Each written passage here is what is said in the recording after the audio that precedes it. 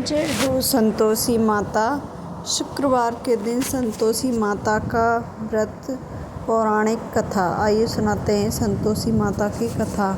माना जाता है कि ये कथा पढ़े बिना संतोषी माता का व्रत अधूरा होता है। संतोषी माता का व्रत की पौराणिक कथा के अनुसार एक बुढ़िया थी। उसका एक ही पुत्र था।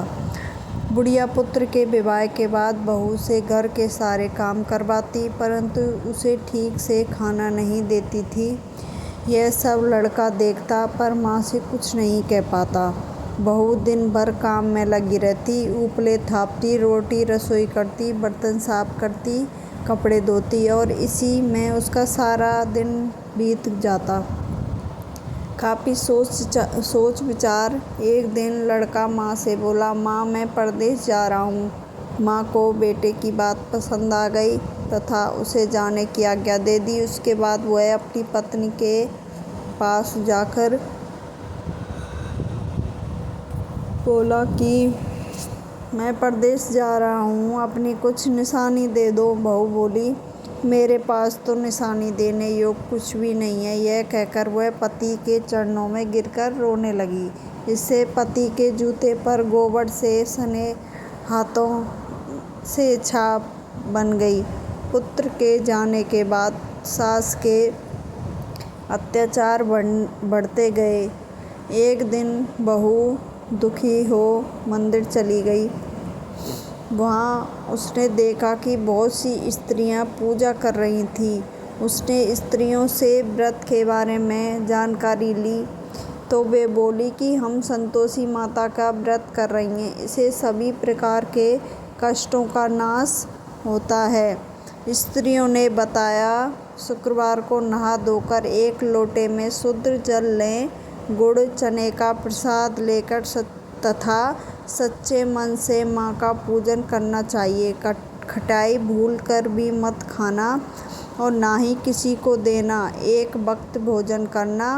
व्रत विधि विधान सुनकर वह प्रति शुक्रवार को संयम से व्रत करने लगी। माता की कृपा से कुछ दिनों के बाद पति का पत्र आया। कुछ दिनों बाद पैसा भी आ गया। उसने प्रसन्न मन से फिर व्रत किया और मंदिर में जाकर अन्य स्त्रियों से बोली, संतोषी माँ की कृपा से हमें पति का पत्र तथा रुपया आया है। अन्य सभी स्त्रियां भी श्रद्धा से व्रत करने लगीं। बहू ने कहा, हे माँ, जब मेरा पति घर आ जाएगा तो मैं तुम्हारे व्रत का उद्यापन करूँगी। अब एक रात संतोषी माँ ने उसके पति को स्वप्न में कहा कि तुम अपने घर क्यों नहीं जाते हो। तो वह कहने लगा, सेठ का सारा सामान बिका नहीं, रुपया भी नहीं आया। उसने सेठ को स्वप्न की सारी बात कही तथा घर की इजाज़त मांगी पर सेठ ने इनकार कर दिया। माँ की कृपा से कई व्यापारी आए, सोने चांदी तथा अन्य सामान खरीद कर ले गए। कर्जदार भी रुपया लौटा गए। अब वो साहूकार ने उसे घर जाने की इजाज़त दे दी। घर जाकर पुत्री ने अपनी माँ और पत्नी को बहुत सारे रुपए दिए। पत्नी ने कहा कि मुझे संतोषी माता के व्रत का उद्यापन करना है। उसने सभी को न्योता दे उद्यापन की तैयारी की। पड़ोस की एक स्त्री उसे सुखी देख ईर्ष्या करने लगी। उसने अपने बच्चों को सिखा दिया कि तुम भोजन के समय खटाई जरूर मांगना।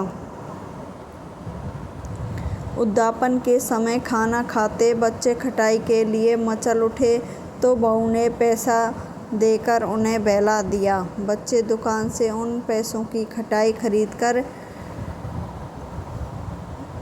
खाने लगे तो बहू पर माता ने कोप किया। राजा के दूत उसके पति को पकड़कर ले जाने लगे तो किसी ने बताया कि उद्यापन में बच्चों ने इमली की खटाई खाई थी। तो बहू ने पूर्ण व्रत के उद्यापन का संकल्प किया। संकल्प के बाद वह मंदिर से निकली तो रास्ते में पति आता दिखाई दिया। पति बोला, इतना धन जो कमाया है उसका उसका कर राजा ने उसका टैक्स मांगा था। अगले शुक्रवार को उसने फिर विधित व्रत का उद्यापन किया। इससे संतोषी माता प्रसन्न हुई। 9 महीने बाद चांद सा पुत्र हुआ। बस अब सास, बहू और बेटा माँ की कृपा से आनंद में रहने लगे। जय हो संतोषी माता, सब पे कृपा बरसाए रखने। प्लीज़ लाइक सब्सक्राइब करें।